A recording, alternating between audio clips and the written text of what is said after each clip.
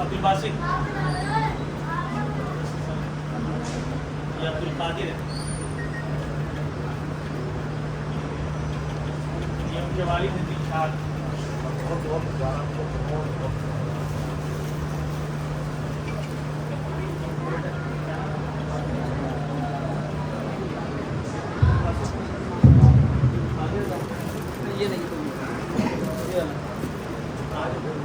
آگے سٹو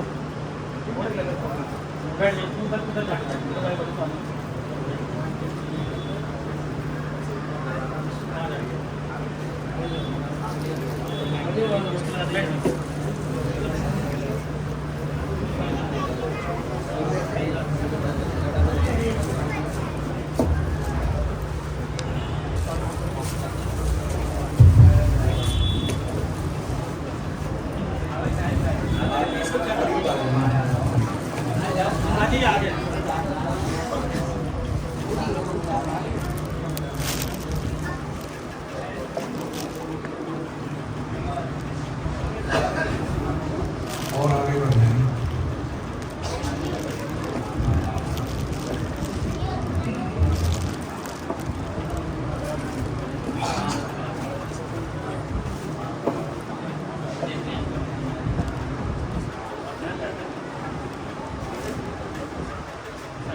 بسم اللہ الرحمن الرحیم. الحمد للہ رب العالمین والصلاة والسلام علی سید المرسلین وعلى آلہ وأصحابہ وأزواجہ وذريته وأهل بيته أجمعين. أما بعد فأعوذ بالله من الشيطان الرجيم. بسم الله الرحمن الرحيم. إن هذا القرآن يهدي للتي هي أقوم ويبشر المؤمنين الذين يعملون الصالحات أن لهم أجرا كبيرا. حضرات علماء کرام، مشائخ اعظام، میرے دینی اور اسلامی بھائیوں، عزیز طلباء اور طالبات،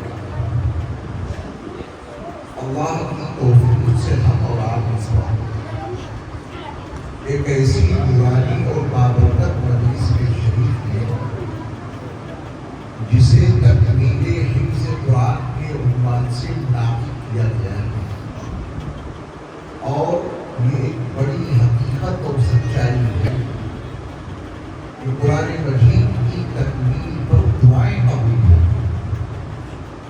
گویا ہم اور آپ ایک ایسی مجلس میں موجود ہیں کہ اس میں اپنے اللہ سے جو مانگیں گے وہ ملے گا ضرور، کیونکہ ان کا وہ کلام جو نبی آخر الزمان حضرت محمد صلی اللہ علیہ وسلم پر آپ کی 23 سالہ پیغمبرانہ زندگی میں آہستہ آہستہ نازل ہوا۔ اللہ کا وہ کلام آپ کی اس بستی کے 2 بچوں کے سینوں میں چند سالوں میں محفوظ ہو گیا۔ اس میں ان کے استاذ کی بڑی محنت اور بڑی خدمت ہے، ان طلباء کی بھی سعی پیہم اور جہد مسلسل ہے، ان کے والدین کی فکریں اور دعائیں بھی اس میں شامل ہیں، لیکن یہیں پر بس نہیں، یعنی استاذ نے محنت کر دی، طالب علم مسلسل رٹتے رہے، پڑھتے رہے، ماں باپ نے فکر لی تو یہ حافظ بن گئے نہیں، بات یہاں پہ رکتی نہیں۔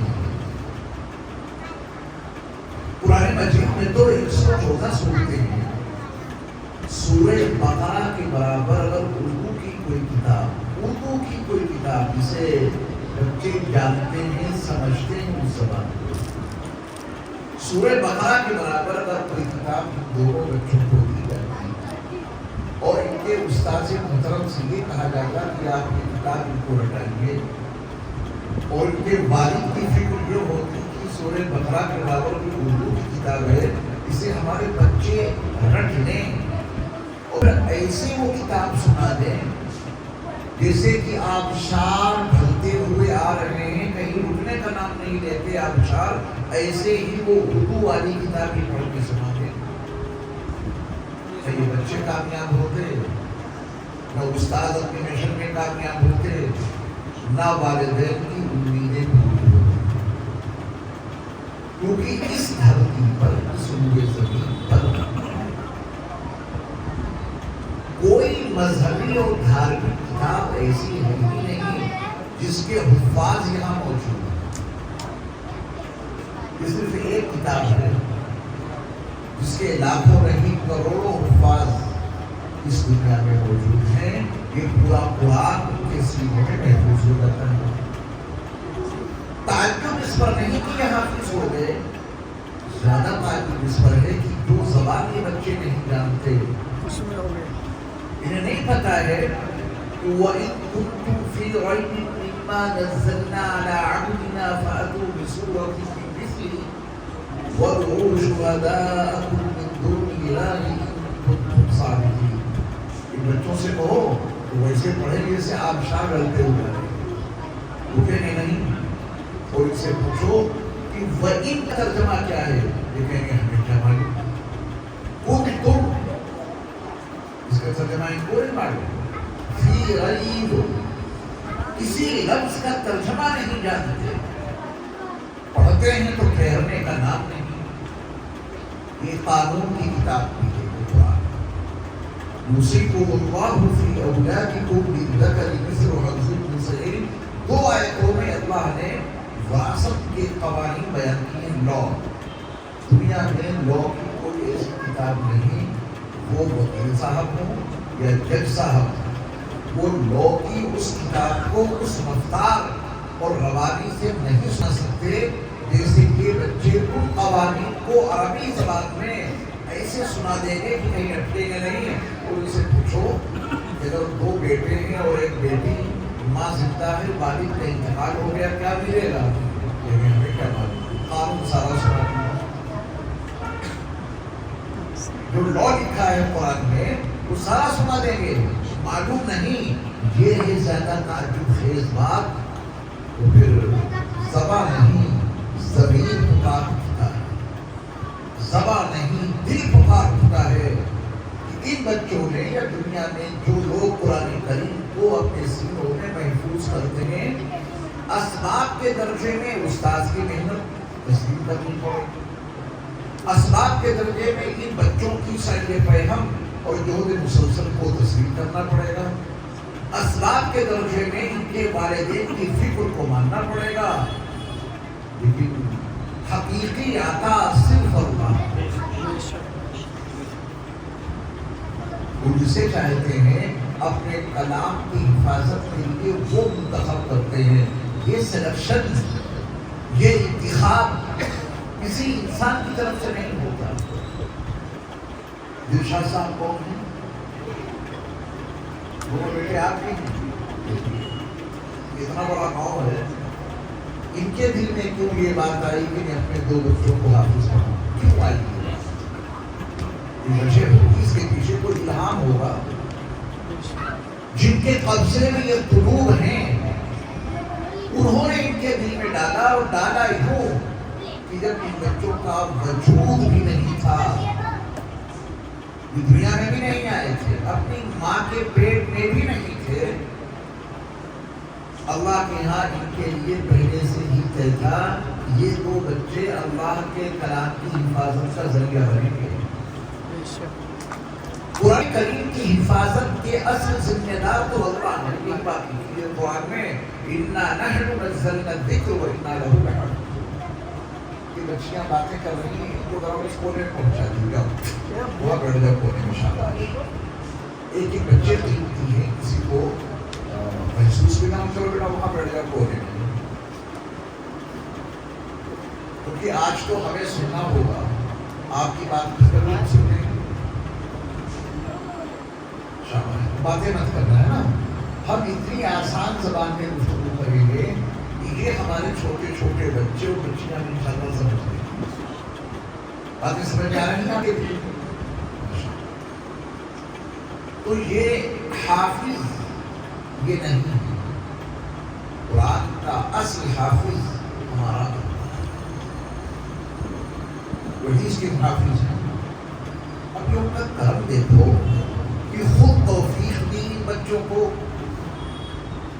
ان کے سینے کھول دیے قرآن کے لیے، ان کے ذہنوں میں وسعتیں پیدا کر دی قرآن کو محفوظ کرنے کے لیے، نہ معنی معلوم، نہ ترجمہ، نہ مفہوم، اور پورا قصہ سنا دیں گے، یوسف علیہ السلام کا پورا قصہ سنا دیں گے، اور ان سے پوچھو کہ اس آیت کا کیا مطلب ہے؟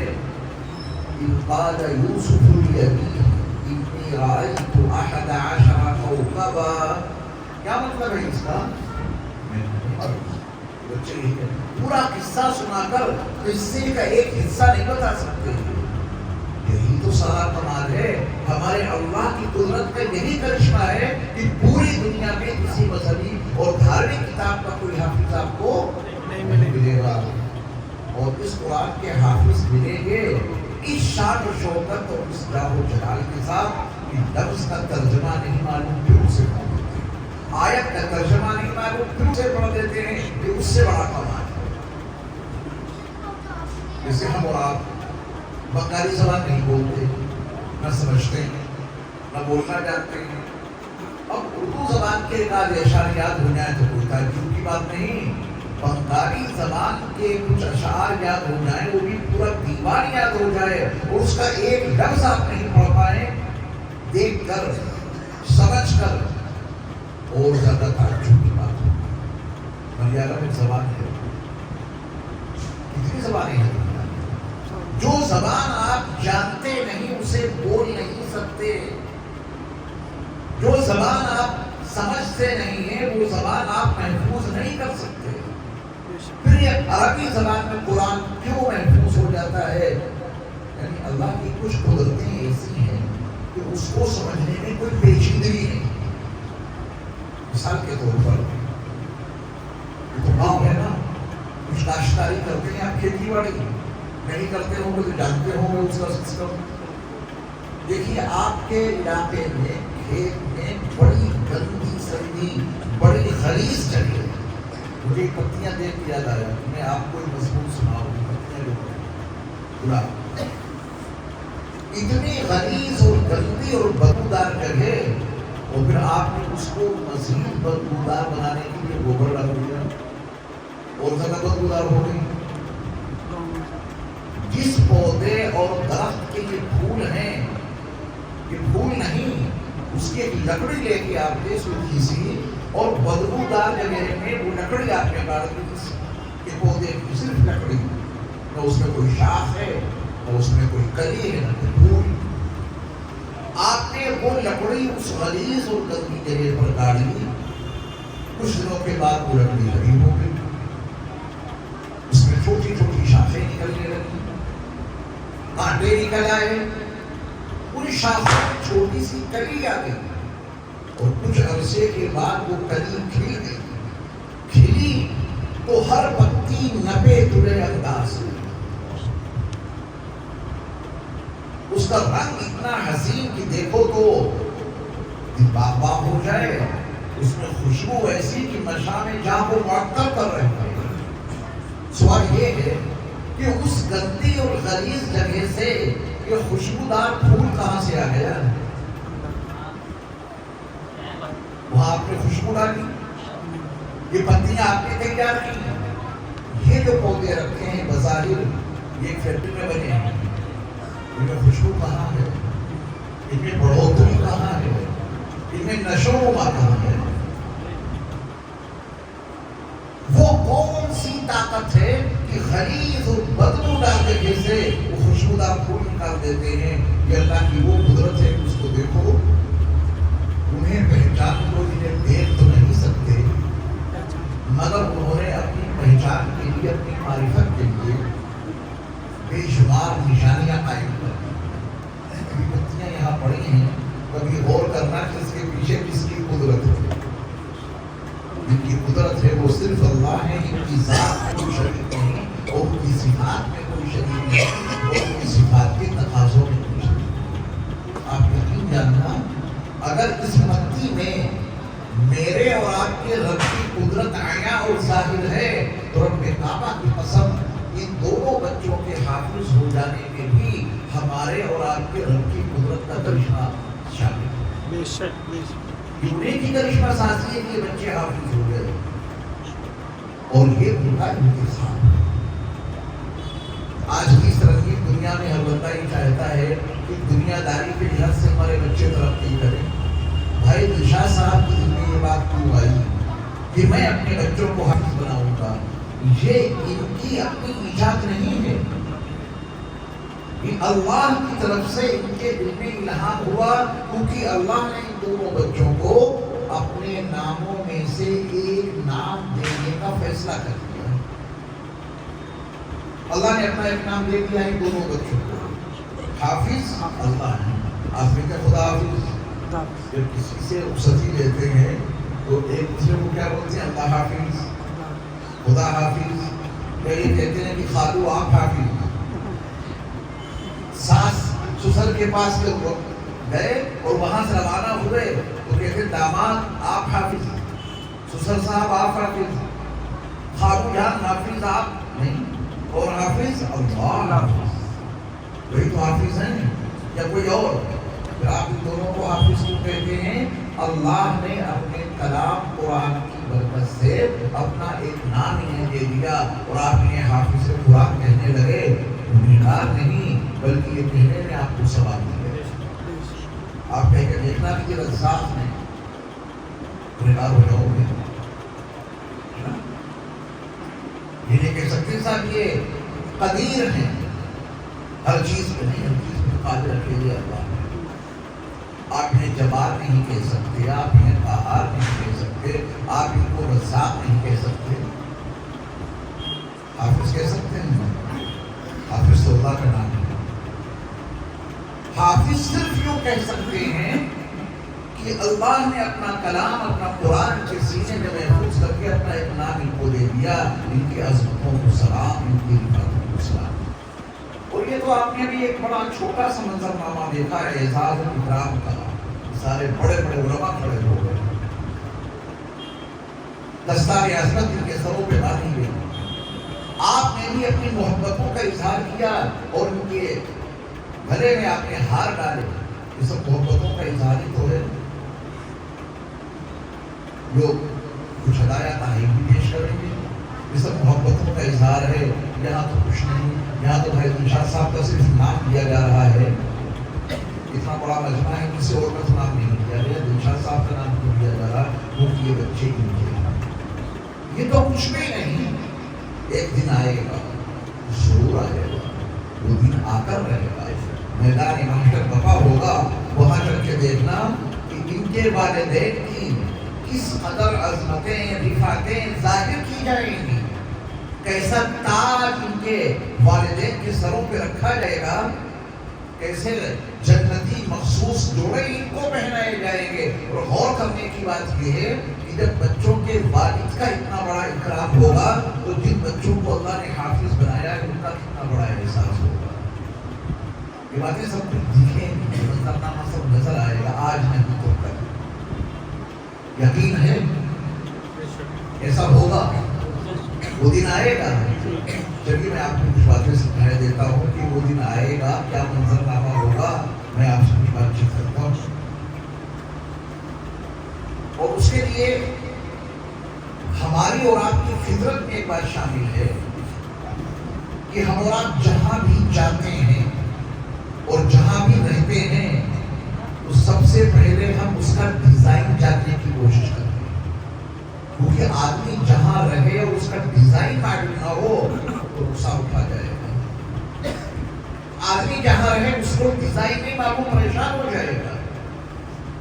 مثال کے طور پہ آپ کسی گھر میں گئے اور آپ کو ڈیزائن نہیں معلوم اور آپ نے پوچھا بھی نہیں ٹوائلٹ کہاں جائے گا، پیاس لگے گی، پانی پینے کہاں جائے گا، اچانک کوئی حادثہ پیش آ جائے گا تو نکلے گے کہاں سے. جہاں رہیں اس کا تقاضا ہے کہ آپ کو اس کا ڈیزائن معلوم ہو. واش روم ادھر ہے، باتھ روم ادھر ہے، واش بیسن ادھر ہے، زینہ ادھر ہے، لفٹ ادھر ہے، ڈرائنگ روم ادھر ہے، بیڈ روم ادھر ہے. سب کچھ معلوم ہونا ضروری ہے نا. اگر معلوم نہیں ہوگا تو پریشانی ہو جائے گی. تھوڑی دیر کے لیے جہاں جاتے ہیں اس کا ڈیزائن سمجھتے ہیں. کوئی نیا مہمان آتا ہے تو ایک ایک چیز آپ اسے دکھاتے ہیں. یہ چیز یہاں، یہ ضرورت آپ کی یہاں پوری ہوگی، یہ ضرورت آپ کی یہاں پوری ہوگی. میرے ایمان والے بھائیوں غور کیجیے گا، جہاں ہم ایک دو دن کے لیے جاتے ہیں، تھوڑی دیر کے لیے جاتے ہیں، اس کا ڈیزائن جانتے ہیں، معلوم کرتے ہیں. کیونکہ ڈیزائن نہیں معلوم ہوگا تو ہماری ضرورتیں نہیں پوری ہوں گی. تو جس دنیا میں ہم اور آپ رہ رہے ہیں 50 60 سال 70 سال 80 سال، کبھی اس دنیا کا بھی ڈیزائن جاننے کی کوشش کی. اور اگر اس دنیا کا ڈیزائن معلوم نہیں تو پھر قدم قدم پر دھوکے، نقصان، یہی سب کچھ ہوتا رہے گا. اور جن کو اس دنیا کا ڈیزائن معلوم ہے ان کی زندگی بڑے سکون سے گزرتی ہے، انہیں کوئی پریشانی نہیں. ہمارے دونوں حافظ بچے جو ہے نا، بیٹا ادھر ادھر کے بیٹھو، سب کچھ تو آپ کے لیے کیا گیا ہے، ساری مجلس آپ کے لیے برپا کی گئی ہے. دیکھو کتنے خوبصورت بچے ہیں. نور بس رہا ہے اللہ کے قرآن اور کلام کی برکت سے. اللہ ان بچوں کو ہمیشہ قرآن کریم سے وابستہ رکھے. آپ لوگ ارادہ کر دو، اس بستی کو حفاظ علماء سے بھر دو. مانگو اللہ تعالیٰ سے کہ اللہ ہمارے گھر میں بھی کوئی حافظ پیدا کر دیجیے، کہ اللہ ہمیں اس کے لیے دفن کر دیجیے. مانگیں گے تو نماز دیں گے. طلب تو ہونی چاہیے، طلب تو ہونی چاہیے. آج ارادہ کر لو میرے ایمان والے بھائیوں کہ اب انشاءاللہ اس بستی میں زیادہ سے زیادہ حفاظ اور علماء کی تعداد کو بڑھانے کی کوشش کریں گے. اچھا بات بتائیں، آپ جس کمرے میں رہتے ہیں، جدھر آپ کے پیر ہیں، ادھر کوئی طاق ہے تو کیا آپ قرآن مجید اس طاق میں رکھنے کی ہمت کر سکیں گے جدھر آپ کے پیر ہوتے ہیں؟ کیوں؟ بابرکت کلام ہے. جہاں وہ کلام ہوتا ہے وہاں رحمتیں نازل ہوتی ہیں.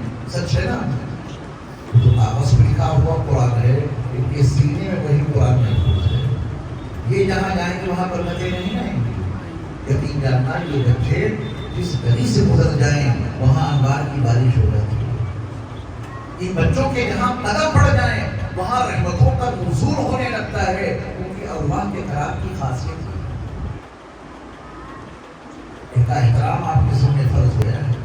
عزت کریں اور احترام کی نگاہوں سے اس کو دیکھیں، کیونکہ ان کے سینے میں قرآن ہے۔ تو ہم اور آپ اس دنیا میں رہ رہے ہیں، اس کا ڈیزائن معلوم ہے؟ جاننا چاہتے ہیں اس کا ڈیزائن؟ اس سے پوچھیں گے۔ اگر آپ اس کا ڈیزائن دنیا کے کسی آدمی سے معلوم کریں گے، کسی لیڈر سے معلوم کریں گے، کسی رہبر سے معلوم کریں گے، کسی رہنما سے معلوم کریں گے، کسی چودھری سے معلوم کریں گے، کسی سانسد سے معلوم کریں گے، وہ بتا سکتے ہیں؟ نہیں، بتانے کی کوشش تو کریں گے، لیکن اگر کوئی بتانے کی کوشش کرے تو اس سے آپ نے کہہ دینا کہ آپ دنیا کا ڈیزائن کیسے بتا سکتے ہو؟ کیا دنیا آپ نے بنائی ہے کیا؟ دنیا کا ڈیزائن تو وہی بتا سکتا ہے جس نے دنیا کو بنایا ہے۔ جس گھر میں آپ کبھی گئے نہیں تو آپ اس گھر کا ڈیزائن کیا بتائیں گے؟ آپ تو اسی کا ڈیزائن بتا سکتے ہیں جس کو آپ نے بنایا ہے۔ اور یہ دنیا جس میں ہم اور آپ رہ رہے ہیں، یہ کسی انسان کی بنائی ہوئی ہے کیا؟ اس کو کس نے بنایا؟ اللہ نے۔ تو اس کا ڈیزائن بھی اگر جاننا چاہیں تو کس سے پوچھیں گے؟ جنہوں نے اس دنیا کو بنایا۔ اب ان سے تو ہم اور آپ بات چیت کر نہیں سکتے، اس قابل بات ان سے پوچھ لیں، نہ اسے دیکھ سکتے ہیں نہ انہیں چھو سکتے ہیں۔ ایک راستہ بچتا ہے، انہوں نے اپنا نمائندہ، اپنا پیغام رساں بنا کر جسے اس دھرتی پر بھیجا، ان سے رابطہ قائم کر لو، وہ بتا دیں گے کہ اللہ نے ہمیں دنیا کا یہ ڈیزائن بتایا ہے، تم اسی کو، کیونکہ اس رسول کے بغیر ہماری رسائی اللہ تک ہو ہی نہیں سکتی۔ اللہ تک اگر جانا ہے، اللہ کو پہچاننا ہے، اس کے لیے ہمیں ان کے آخری رسول حضرت محمد صلی اللہ علیہ وسلم سے رابطہ قائم کرنا پڑے گا۔ تو اب ہم اس دنیا کا اگر ڈیزائن جاننا چاہیں تو میں آپ کو اس کے لیے دو مثالیں دوں گا، ابھی سمجھ میں آ جائے گا آپ کے کہ دنیا کا ڈیزائن کیا ہے۔ عجیب ڈیزائن ہے اس کا، یہاں جو کچھ نظر آتا ہے وہ کچھ اور ہے، سمجھ ہم کچھ رہے ہیں، یقین جاننا۔ عجیب ہے دنیا کا ڈیزائن، بڑا پیچیدہ ہے دنیا کا ڈیزائن، اس کو کوئی سمجھ ہی نہیں سکا۔ سقراط کا نام سنا ہوگا آپ نے، بہت بڑا فلسفی، بلکہ فلسفے کا باپ ہے سقراط۔ حضرت عیسیٰ علیہ السلام سے 570 سال پہلے یہ یونان میں پیدا ہوا تھا۔ اس کے پاس سنگ تراش تھے، پتھروں کو تراشنا، مورتیاں تیار کرنا ان کے بعد کا کام تھا۔ سقراط ایک موقع پر اپنے ابا کے ساتھ میں تھے اور ابا کے ہاتھ میں چھینی اور ہتھوڑی، ڈیزائن سمجھا رہا ہوں آپ کو۔ ابا کے سامنے بہت بڑی پتھر کی چٹان، سقراط کے والد نے اس چھینی ہتھوڑی سے اس چٹان کو تراشنا شروع کیا۔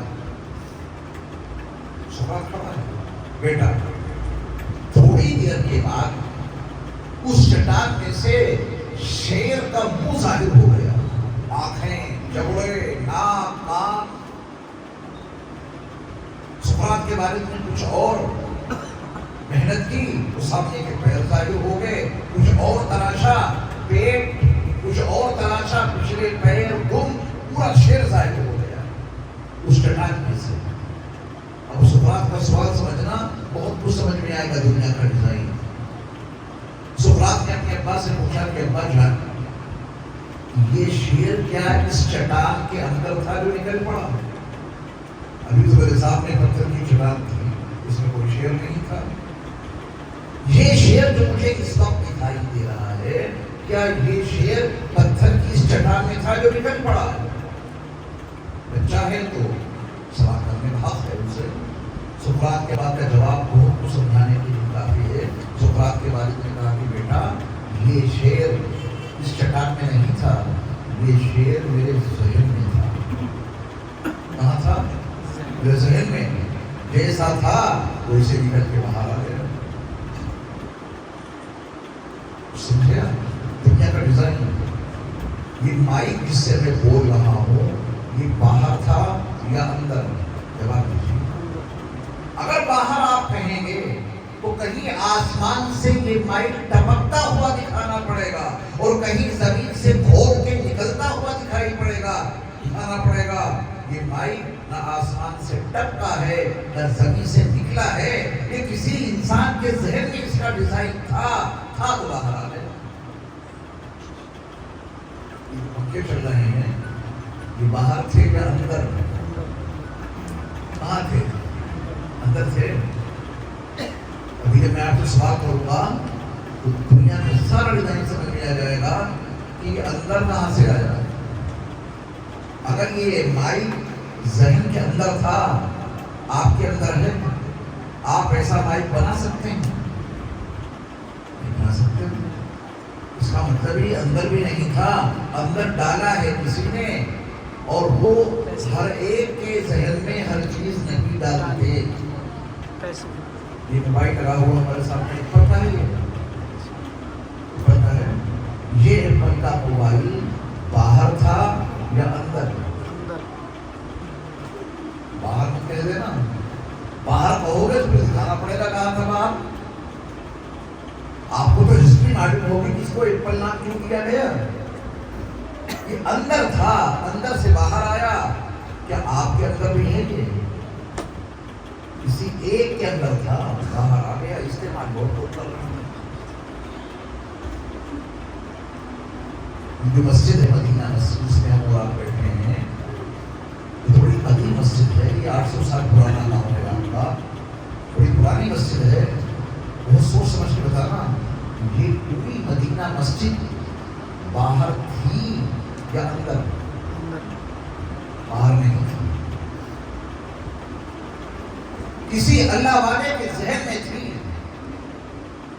اس نے سوچا کہ ہم مسجد بننی چاہیے، انہوں نے بنا دی تو باہر آ گئی. اگر اندر نہ ہوتی، یہاں نہ جانے کون سا گھر بنا ہوتا، مسجد یہاں نہیں ہوتی. اب تو کافی حد تک آپ کے سمجھ میں ڈیزائن آنے لگا ہوگا. اللہ حفاظت فرمائے ہم سب کی، ہمارے خاص پہ نوجوانوں کی. یہاں کوئی شراب خانہ ہے؟ یہاں شراب پیتی ہوگا ہے. وہ شراب خانہ باہر ہے، باہر تھا یا اندر؟ اندر ہی تھا. باہر تو انگور تھے. ہمارے اور آپ کے رب نے انگور بنائے. افطاری میں انگور رکھو، کھاؤ، خون بہت جلدی بنے گا. ہمارے اور آپ کے اللہ نے انگور اس لیے پیدا کیے تھے. اور کسی کے ذہن میں وہ شراب تھی تو اس نے ان انگوروں سے شراب بنا دی. شراب کی بوتلیں باہر تھی یا اندر؟ اندر تھی. شراب خانہ پورا اندر تھا. یہ نماز جو آپ نے بھی عشاء کی ادا کی، یہ نماز باہر تھی یا اندر؟ اندر تھی تو باہر آ گئی. اور جن کے اندر نہیں، اذان ہوتی رہے، جماعت ہوتی رہے، وہ اپنی دکان میں بیٹھے رہتے ہیں. وہ نماز باہر کیوں نہیں لا پاتے؟ کیونکہ ابھی ان کے اندر نماز نہیں ہے. سب کچھ اندر ہے. قرآن کی آیت دیکھیں، اس سورت کا نام اللہ نے ایسا رکھا ہے کہ اس نام سے اس کی حقیقت کو دنیا کا ہر انسان بڑی آسانی سے سمجھ لیتا ہے. کیونکہ وہ عربی ہو یا عجمی، شہری ہو یا دیہاتی، عالم ہو یا جاہل، امیر ہو یا غریب، مرد ہو یا عورت، بچے ہو یا جوان یا بوڑھے، اگر سورج کہا جائے، سن کہا جائے، سورج، تو کیا کس کے سمجھنے میں کوئی دشواری ہوگی؟ صاحب ان کے انسان کوئی دشواری نہیں ہوگی نا. اللہ نے اس سورت کا نام اور پہلا لفظ ایسا رکھا جس سے سب واقف ہے. اور وہاں سے شروعات کر کے اتنی قسمیں کھائیں کہ پورے قرآن میں اتنی قسمیں اللہ نے کہی نہیں. دیکھو کتنی قسمیں. والشمس وضحاها والقمر إذا تلاها والنهار إذا جلاها والليل إذا يغشاها والسماء وما بناها والأرض وما طحاها ونفس وما سواها. یہ ساری قسمیں ہیں. اتنی قسمیں اللہ نے کہیں نہیں کھائیں پورے قرآن میں. ڈھیر ساری قسمیں کھانے کے بعد بات کیا بتائی؟ صرف دو باتیں بتائی، زیادہ نہیں. قسمیں بہت ساری، باتیں صرف دو. پہلی بات فَأَلْهَمَهَا فُجُورَهَا وَتَقْوَاهَا. یہ اس کو فجور اور تقوی و طہارت تمہارے دل میں انہوں نے ڈال دیا ہے. باہر کچھ نہیں. کچھ ہے وہ تمہارے اندر ہے. ایک بات یہ بتائی اور دوسری بات یہ بتائی کہ جس نے اندر والے نفس کو سنوار لیا وہ کامیاب ہو گیا اور جس نے اسے گندا رکھا وہ ناکام ہو گیا. یہ دو باتیں بتانے کے لیے اتنی ڈھیر ساری قسمیں کیوں اٹھائیں؟ کیونکہ بات بڑی پیچیدہ ہے، یہ آسانی سے کوئی مانے گا نہیں. تو اللہ نے اتنی قسمیں کھا کے بات بتائی کہ باہر کچھ نہیں. قتل باہر ہے کیا؟ جو قتل ہو جاتے ہیں، مرڈر ہو جاتے ہیں، یہ باہر ہے؟ نہیں نہیں، باہر کچھ بھی نہیں ہے. پہلے وہ قاتل اپنے ذہن میں یقین کرتا ہے، وہ شخص پہلے اس کو اپنے ذہن میں قتل کر دیتا ہے. ذہن میں قتل پہلے ہوتا ہے، باہر بات ہوتا ہے، باہر کچھ نہیں. اور یہ میں نہیں کہہ رہا، یہ بات قرآن میں لکھی ہے. 21واں پارہ سورۃ الروم کی آیت ہے، ظہر الفساد فی البر والبحر بما کسبت ایدی الناس. خوش کی گلی میں جو بھی فساد پھیلا پڑا ہے وہ انسانوں کی ہاتھوں کی کمائی کا نتیجہ ہے. اور انسان یہ فساد کیوں برپا کر رہا ہے؟ کیونکہ اس کے اندر فساد بھی ہے، جس کو فجور بھی ہے، قتل و غارت بھی ہے. یہ ڈیزائن سمجھ گئے؟ اگر یہ ڈیزائن آپ نے سمجھ لیا، ان کے ذریعہ جنہوں نے دنیا بنائی ہے، کوڑا وہاں پڑا ہے، اس کونے میں کوڑا ہے، وہ سب جھاڑو یہاں لگا رہے ہیں، تو کیا وہاں کی صفائی ہو جائے گی؟ نہیں ہوگی نا. شراب خانہ باہر ہے، بظاہر دکھ رہا ہے باہر، صاحب یہاں سے ہٹاؤ شراب خانہ، وہاں سے ہٹا دو کہیں اور کھل جائے گا. اسی صوبے میں شراب پر آپ پابندی لگوا دیجیے. لگی ہے کافی صوبوں میں لگی ہے، کیا وہاں کے لوگ نہیں پی رہے ہیں؟ کیونکہ جہاں گندگی ہے وہاں جھاڑو نہیں لگا رہے ہیں، اور جہاں جھاڑو لگا رہے ہیں وہاں نہیں ہے. قرآن نے بتایا کہ دنیا کا ڈیزائن یہ بھی ساری گندگی یہاں ہے، اسے صاف کر دو، باہر کے شراب خانے اپنے آپ ختم ہو جائیں گے. یہاں صفائی کر دو، زنا ختم ہو جائے گا. یہاں صفائی کر دو، قتل ختم ہو جائے گا. کتنے باپ ہیں جو اپنی بیٹیوں سے بہت پریشان کہ موبائل کا غلط استعمال کر کے وہ اپنی زندگی تباہ کر رہے ہیں. ماں باپ کو یہ نہیں معلوم کہ موبائل ہے کہاں. آپ بتائیں موبائل باہر ہے یا اندر ہے نا؟ تو باہر والا موبائل ماں باپ اگر اپنی بیٹی سے چھینتے ہیں تو کیا کامیاب ہو جائے گے؟ کبھی کامیاب نہیں ہوں گے. ایک چھینے تو دوسرا آ جائے گا. جہاں ہے وہاں سے نکالو. کہ موبائل کا کوئی گندا پروگرام باہر نہیں ہے، گندا پروگرام اندر ہے.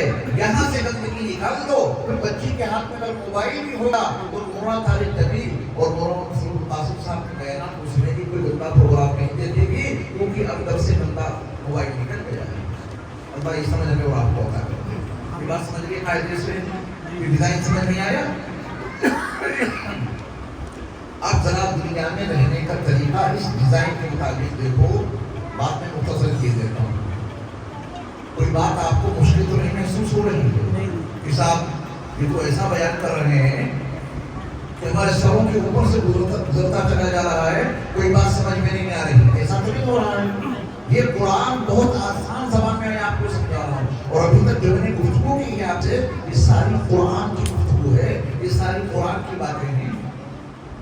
میں نے سقراط کی جو بات کہی آپ کو سنانے کے لیے، سمجھانے کے لیے، وہ بھی قرآن کی ایک بات کو سمجھانے کے لیے بطور تمثیل کے میں نے اس کو عرض کیا، کیونکہ تمثیل سے تفہیم میں تسہیل ہوتی ہے. یعنی مثال دے دینے سے بات آسانی سے سمجھ میں آ جائے. اب دو باتیں لکھی گئی یہاں سے. ایک کا نام ہے عبدالرحیم. یہ بچے باتیں مت کرو بیٹا، خاموش بیٹھو. اگر تم سنو گے نا تو تمہاری سمجھ میں ساری باتیں آئیں گی، اور یہ بات تو آسانی سمجھ میں آ جائے جو میں کہنے جا رہا ہوں. فرض کیجیے کہ صاحب ہے، اس کا نام ہے عبدالرحمان. نام ہے رحمان کا بندہ، میرے مصطفیٰ کا غلام. اس نے قرآن و حدیث سے یہ دنیا کا ڈیزائن سمجھ لیا. جس سے سمجھا کہ انہوں نے دنیا بنائی ہے، ان سے اس نے دنیا کا پورا ڈیزائن سمجھا. اور ایک صاحب کوئی نام کا رکھیے جو غیر مسلم ہو، کوئی ایسا نام نہ لیں کہ جس سے کسی کے مذہبی اور دھارمک بھاوناؤں کو ٹھیس پہنچے. کلو نام رکھیں، دونوں میں چلتا ہے. ایک کا نام ہے عبدالرحمان جو مومن ہیں، ایک ہے بھائی کلو جنہوں نے اللہ رسول سے دنیا کا ڈیزائن سیکھے نہیں، سمجھے نہیں، اور دونوں اسی دنیا میں رہ رہے ہیں. اتفاق سے بھائی عبدالرحمان اور کلو بھائی ان دونوں کا کام سیم، ایک ہی بات کرتے ہیں، بڑا کام ہے۔ تو عبد الرحمن بھائی نے اپنا مال ایک ٹرک پہ لوڈ کرایا 5 کروڑ روپے کا۔ فرض کریں بڑا کاروبار ہے، تو پورے ایک بڑے ٹرک میں ان کا مال کتنے کا لوڈ ہوا؟ 5 کروڑ کا۔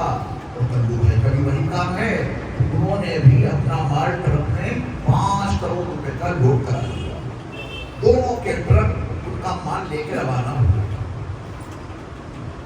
کافی لمبا سفر تھا۔ اگلے دن راستے میں تھے ان کے ٹرک، اگلے دن کلو بھائی کے پاس ایک فون آتا ہے کہ جس ٹرک میں آپ کا مال جا رہا تھا وہ تو حادثے کا شکار ہو گیا، ایکسیڈنٹ ہو گیا، وہ ٹرک بڑھ گیا، اس میں آگ لگ گئی، سارا مال جل کے خاک ہو گیا۔ کلو بھائی کے پاس فون آیا، آپ کے دن کیا نا؟ کلو بھائی جیسے فون سنیں گے کہ ٹرک الٹ گیا، ادھر ان کا ٹرک الٹا، یہاں کلو بھائی الٹ گیا، پڑ گیا، اتنا بڑا نقصان۔ یہ کلو بھائی کو لڑک گئی ایک خبر سے، ادھر ٹرک لڑکا اور یہاں کلو بھائی لڑک گئے۔ یہ اس وجہ سے لڑک گئے کہ ان کو دنیا کا ڈیزائن نہیں معلوم تھا۔ اب سیم وہی خبر بھائی عبد الرحمن کے پاس آئی۔ اب ادھر فون آیا، عبد الرحمن بھائی جو آپ کا ٹرک جا رہا تھا اس میں اتنا ڈھیر سارا مال تھا آپ کا، وہ لڑک گیا ہے، ایکسیڈنٹ ہو گیا ہے، اس میں آگ لگ گئی، سارا مال جل گیا۔ بھائی عبد الرحمن جیسے بیٹھے تھے اسی حال میں سکون سے بیٹھے رہے اور بڑے اطمینان سے کہہ رہے ہیں انا للہ و انا الیہ راجعون۔ یہ نہیں بولو کہ عبد الرحمن بھائی کیا کہہ رہے ہیں؟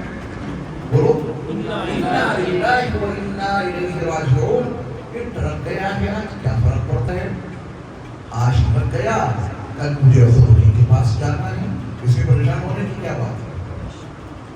رکھی تو گیا ہے، ٹرک تو ٹرک رہا، خود مجھے ان کے پاس جانا ہے، انا للہ، میں خود اللہ کے لیے ہوں، مجھے انہیں کے پاس، و انا الیہ راجعون، اور میں انہیں کے پاس واپس جانا ہے۔ وہ مال ان کے پاس چلا گیا، ان کے پاس جانا ہے۔ ان کے اوپر کوئی فرق نہیں پڑا، نقصان دونوں کا برابر ہوا۔ ایک ٹرک کے لڑکنے کی خبر سن کر خود لڑک جاتا ہے، اور ایک خبر سن کر کہتا ہے کہ مال جو ہمارا ضائع ہوا ہے ضائع نہیں ہوا۔ اس کو ڈیزائن معلوم ہے عبد الرحمن کو کہ نبی نے فرمایا کہ کسی نقصان پہ وہ شخص انا للہ و انا الیہ راجعون پڑھ لے، اللہ اس کے نقصان کی تلافی کرے۔ جو نقصان ہوا ہے اللہ اسے دے دیتے ہیں، یہاں یا وہاں اسے مل کر رہے گا، اس کا کوئی نقصان نہیں ہوا۔ یہ کیا ہے؟ اللہ کی ڈیزائن ہمیں اور آپ کو سمجھا دے۔ آپ یقین جاننا جنہوں نے ڈیزائن سیکھ لیا نا وہ کبھی پریشان نہیں ہوتے، وہ کبھی مشکلوں کا شکار نہیں ہوتے۔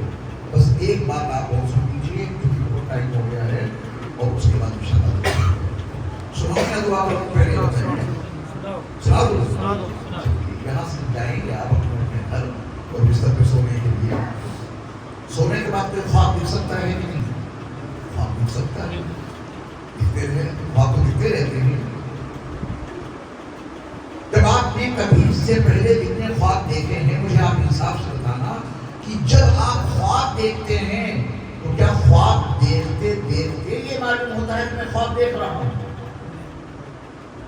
تب تو سب کچھ حقیقت معلوم ہوتی ہے۔ ہر چیز پاسپورٹ ہے نہیں اور خواب میں دیکھا کہ عمرہ کرنے جا رہے ہیں، وہاں پہ پاسپورٹ بھی ہے، ویزا بھی ہے، ٹکٹ بھی ہے، بورڈنگ پاس بھی ہے، جہاز میں بیٹھ بھی گئے، مکہ مکرمہ پہنچ بھی گئے، وہاں طواف کیا اور وہاں سے مدینہ منورہ جا رہے ہیں، اور رسول مکرم نور مجسم محمد صلی اللہ علیہ وسلم کے روضے پاک پر سنہری جانیوں کے سامنے کھڑے ہو کر الصلاۃ والسلام علیک یا رسول اللہ، الصلاۃ والسلام علیک یا نبی اللہ، الصلاۃ والسلام علیک یا حبیب اللہ پڑھ رہے ہیں خواب میں۔ کیا اس وقت محسوس ہوتا ہے کہ میں خواب دیکھ رہا ہوں؟ اس وقت سب کچھ حقیقت معلوم ہوتا ہے۔ چاٹ کھا رہے ہیں صاحب، بڑا مزہ آ رہا ہے خواب میں، پیسے بہت سارے ہیں، جیب میں 2 روپے بھی، لیکن خواب دیکھ رہے ہیں تو ہے۔ اس سب کی حقیقت معلوم کب ہوتی ہے؟ جب آنکھ کھل جاتی ہے۔ آنکھ کھلی تو کہاں مکہ، کہاں مدینہ منورہ، کہاں جہاں، کہاں پورے بستر پہ پڑے ہوئے، خواب میں کرکٹ کھیل رہے ہیں، پڑے ہیں بستر پہ ملے گی، تو بڑا انعام بھی مل گیا. اور اتنے میں کسی نے جگہ دیا تو بڑا برا معلوم ہوا کہ بڑا اچھا خواب دیکھ رہے تھے، پڑے ہیں بستر پہ. یہ خواب دکھتے ہیں ان آنکھوں کے بند ہونے کے بعد، اور خواب کی حقیقت معلوم ہوتی ہے آنکھوں کے کھل جانے کے بعد. بہت سارے خواب دیکھے ہیں، ایک خواب اور سمجھ لیجیے، یہ تو وہ خواب تھے جو آنکھوں کے بند ہونے کے بعد دکھتے ہیں، حقیقت معلوم ہوتی ہے آنکھ کھلنے کے بعد. ایک خواب وہ ہے جو ان کھلی آنکھوں سے ہم اور آپ دیکھتے ہیں. یہ زمین ہے اور آسمان ہے اور سورج ہے، ستارے، سیارے، کہکشائیں، بہتے ہوئے دریا اور ٹھاٹھے مارتے ہوئے سمندر، یہ سب کچھ نظر آ رہا ہے. آل اولاد، بلڈنگیں، کاروبار. ڈیزائن معلوم ہوگا تو کبھی پریشانی نہیں ہوگی، اور اگر ڈیزائن نہیں سمجھے دیکھ رہے ہو تو پھر آج نہیں تو کل وہ دن آئے گا، ضرور آئے گا جب یہ آنکھیں بند ہو گی. آئے گا نا دن، بچا کوئی. یہ زمین کھا گئی آسمان کے کھیت سے، کوئی نہیں بچا گا، کوئی بچے گا. جب یہ آنکھیں بند ہوں گی تو کھلی آنکھوں سے دیکھے جانے والے اس خواب کی حقیقت پر معلوم ہو، تو سارا خواب بگڑ جائے گا. آنکھوں کے بند ہوتے ہی یہ جو کچھ دیکھ رہے ہیں نا، یہ سارا خواب بگڑ جائے گا. اچھا آپ بتائیں، خواب میں جو کچھ دکھتا ہے اس کے بکھرنے میں کتنا ٹائم لگتا ہے؟ آپ مکے میں ہیں، مدینے میں ہیں، افریقہ میں ہیں، انگلینڈ میں ہیں، شاپنگ مال میں ہیں، سامان خرید رہے ہیں، سب کچھ دکھ رہا ہے خواب میں. اس کے بکھرنے میں، اس مال کے بکھرنے میں، اس جہاز کے بکھرنے میں، اس ٹکٹ کے بکھرنے میں، اس شاپنگ سینٹر کے بکھرنے میں، اس آل اولاد کے بکھرنے میں جو خواب میں دیکھ رہے تھے، کتنا ٹائم لگتا ہے؟ کچھ بھی نہیں. سب کچھ تھا، آنکھ کھلی تو کچھ جلدی بکھر گیا. یہ زمین اور آسمان، چاند، سورج، ستارے، سیارے، پہاڑ، بہتے ہوئے دریا، ٹھاٹھے مارتے ہوئے سمندر، یہ اتنی بڑی بڑی کہکشائیں، اس سب کو بکھرنے میں کتنا ٹائم لگے گا؟ معلوم ہے آپ کو؟ نہ مجھے معلوم تھا نہ آپ کو. جنہوں نے ساری کائنات بنائی، اس کا ڈیزائن نے بتایا کہ اس کائنات کو بکھرنے میں ٹائم کتنا لگے گا. وَمَا أَمْرُ السَّاعَةِ إِلَّا كَلَمْحِ الْبَصَرِ. اس ساری کائنات کو بکھرنے میں اتنا ٹائم لگے گا جتنا کہ پلک جھپکنے میں ٹائم لگے گا. کتنا لگے گا؟ پلک جھپکنے. اللہ کا نہیں، پلک جھپکنے میں بھی کافی ٹائم لگ جاتا ہے. او ہوا اقرب، او ہوا اقرب. پلک جھپکنے میں بھی ٹائم لگ جاتا ہے، پلک جھپکنے سے بھی کم وقت میں سارا کھیل بکھر گیا. یہ ڈیزائن اس دنیا کا بھروسے کے قابل خواب ہے آپ کا. اگر وہ رات والا خواب جو آنکھوں کے بند ہونے کے بعد دکھتا ہے، اگر وہ بھروسے کے قابل نہیں تو رب کعبہ قسم یہ کائنات بھی بھروسے کے قابل نہیں. وعلى الله فليتوكل المتوكلون. بھروسہ اگر کرنا ہے تو اس بکھری ہوئی کائنات پہ مت کرنا. بھروسہ کرنا تو صرف اللہ کے اوپر بھروسہ کرنا، کسی اور پر بھروسہ کرنا یہ نقصان دہ ہے. تو آپ نے دو خواب بھی سمجھ لیے.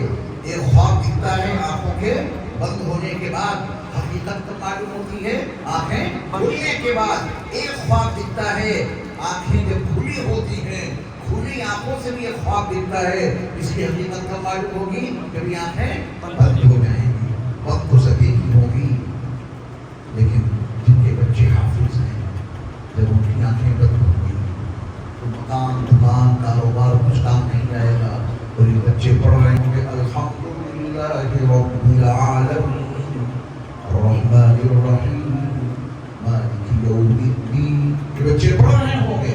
والدین دنیا سے گئے تو ان کا یہ پڑھنا ان کے کام آ رہا ہوگا. تو آنکھوں کے بند ہونے کے بعد پتا چلا کہ جو بچوں کو حافظ بنایا ہے وہ کام آ رہا ہے، اور جو شاپنگ سینٹر بنایا تھا، جو بڑی بڑی گاڑیاں لی تھی، جو بڑا بینک بیلنس تھا، اور بڑی کوٹھیاں بنائی تھی، وہ تو ہمارے بالکل کام نہیں آ رہا. یہ دنیا کا نقشہ سمجھ لو اور یہ دنیا کا ڈیزائن سمجھ لو. قبر کا بڑا بڑا اندھیرا ہے، اس کی روشنی یہی بنا لو. تنگی بہت زیادہ ہے، اسے کشادہ یہی کر لو. اور اللہ کی کلام میں ساری خصوصیات موجود ہیں. اس کا پڑھنے والا کبھی محروم نہیں ہوتا. قرآن کی تلاوت کرنے والا، قرآن کو سمجھنے والا، قرآن کو سننے والا، قرآن کو سنانے والا اللہ